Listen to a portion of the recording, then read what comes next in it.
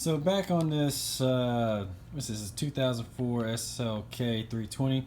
I got the new conductor plate put on there. I went and checked those solenoids, and they're all within like 3 ohms to 5 ohms, so all that looks pretty good. Got everything sealed back together. Going to go back and reinstall this, and then you got this thing where it slides right here. So I think that's all put together right, and hopefully this is a good conductor plate. I mean, it's, you know, doesn't seem that loose, but it doesn't seem that great. But yeah, man. Yes. So I actually got the valve body back inside transmission. Everything's nice and tight. Got the new transmission fluid filter, and just put a new bolt right here from the one that was stripped on top. I just kind of rearranged it and bought one from a W203, which looks like it's the same thread pattern, different head, but it looks like it'll work fine, and I don't have to worry about trying to use a different bolt that may break or whatever. But we're getting close. Gonna put the pan back on with a drain plug soon, and then fill it up with fluid and see what happens. Got the brand new drain bolt, so we're gonna look at putting that in here shortly. Then we get to fill it with fluid and run it, see what it does. So FedEx just dropped off the ATF 134 Pentosin.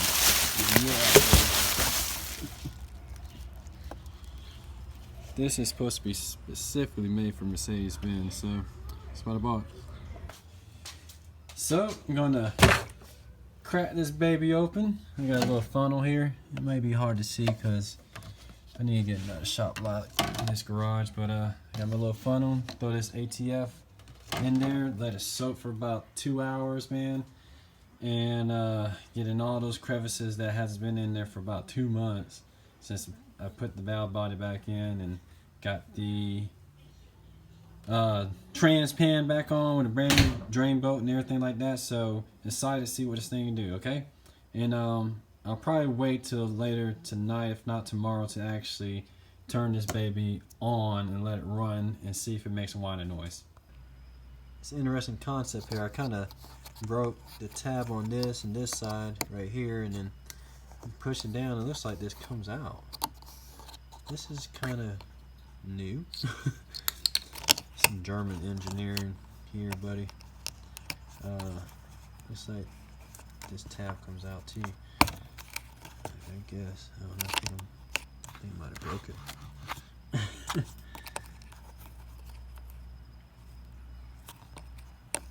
I mean, this definitely screws on there. Oh man, that's some weird stuff, man. What the hell? I don't know, I'll figure this out. Alright, back next day. Been letting this car sit for some time with some transmission fluid in it to get everything going in the right direction. I'm gonna go ahead and get this transmission dipstick, put it in there, see how much I got for a level, and then I'm gonna try to just crank it over, let the engine just idle. I'm not gonna shift anything, nothing like that. I may even try to turn it just a little bit, just kind of get the juices flowing without starting and running it all the way. And kind of get everything going back in the right positions, and then you know, we'll see what happens. Just see if it actually will drive without whining and breaking transmission. But they say these transmissions are supposed to be very tough. I know it's tough. They put freaking fluid in, and I mean, if I had a lift in the shop, it would probably been no problem, it'd been easy. But let's go ahead and see what happens. So I just put this transmission dipstick in there, and we definitely have fluid on the bottom. I mean, that is fluid in it, so I feel pretty good about at least running it and then letting it circulate. Then check the fluid once again. Alright, here's going to be the moment of truth. Got these keys right here. I don't know how to flip the keys. Now I'm starting this baby in about 3 months, so see what happens. Yeah, price is falling down one, but hey, got a little project. Oh, stuff from the crank this baby out. Oh, the battery's off. Oh. Alright, back again, moment trip, got the battery on there. Let the fuel pump. And man, I got a mess of wires right there we gotta go through, but that's a whole nother story. You go ahead and just bump it one time.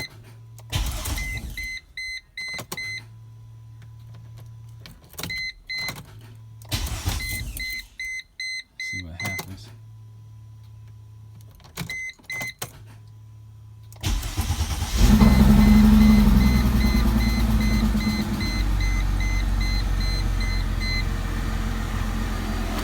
Sounds good.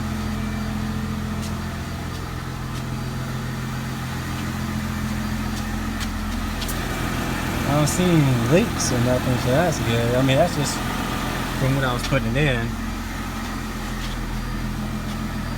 So we'll see. I'll let it run for a little bit. Then we'll try to put it in gear. So this thing's been idling for quite some time. It's up to operating temperature. I need to check my fan that I put in. I'm kind of worried about that. But just been letting it sit here and park, idling, and I don't hear any whine.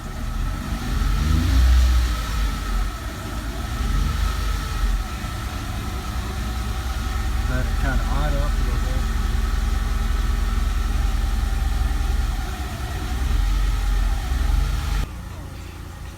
bit. Okay, I got it in reverse. It doesn't whine, so you let it sit there for a little bit. Turn this down. Let me show you, I got this thing in reverse and it's going. The brakes are kind of rusty, but that scraping noise is strong. I don't hear anything yet.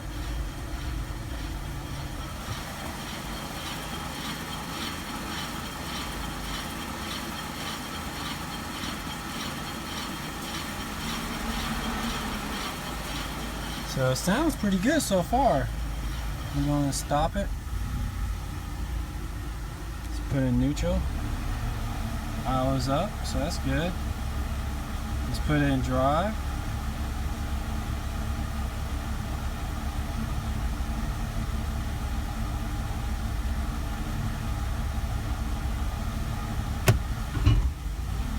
A little bit of a clump there, but maybe just got to get back right. My main thing is not the transmission pump is not whining. Yeah, that was a good clump, but maybe it's got to get back in place, I guess. I don't know. And then that's it.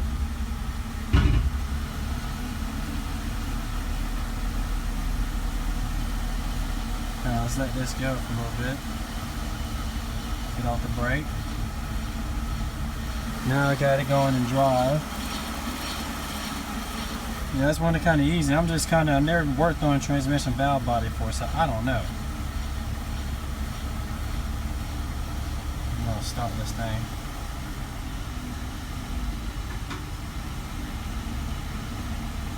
I mean, it sounds like it's okay. It's got a little bit of a clump.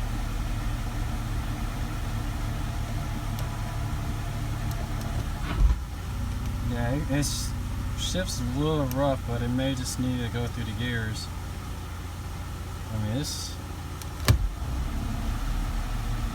mean, it needs more fluid. I don't know, but it's not whining. So that's a benefit, because if it was whining by now, I'd be worried, really worried about this. So I think I may try it out and just see how it is. I don't have any leaks back here. I mean, there's a little leak right there, but that's probably from putting it in. I just need to check it, I guess.